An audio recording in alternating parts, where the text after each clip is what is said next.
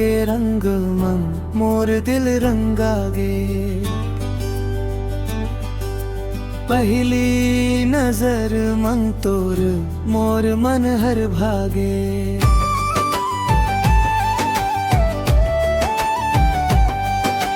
तोर संग हंसना रोना अब सपना बन गए। तोर बिना ये जिंदगी अधूरा लग गए। गाँव के गली गली तोर नाम गूंजे। मोर हर धड़कन मन तोर सुर ही बजे।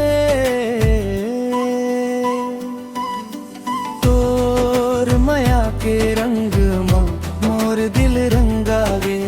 तोर माया के रंग मोर दिल रंगागे। तै हवस मोर सपना तै हवस मोर रानी। तै हवस मोर सपना तै हवस मोर रानी।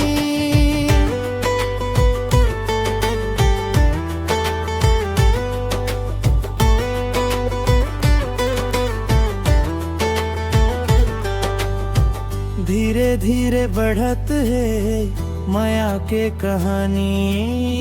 तै हवस मोर सपना तै हवस मोर रानी।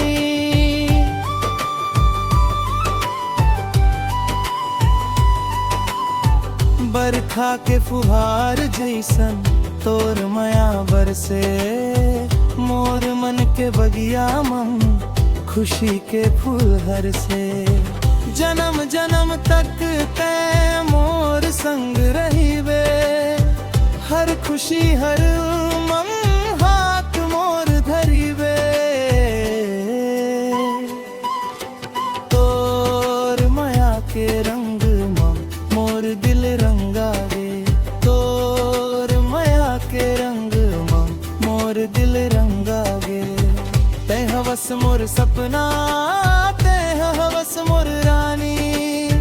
तै हवस मोर सपना तै हवस मोर रानी।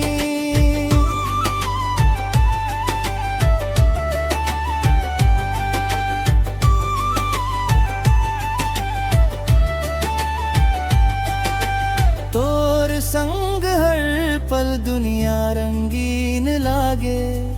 तोर माया बिना मोला कुछो नहीं भाए। तै हवस मोर सपना तै हवस मोर संसार। तोर बर धड़के मोर दिल हर एक बार।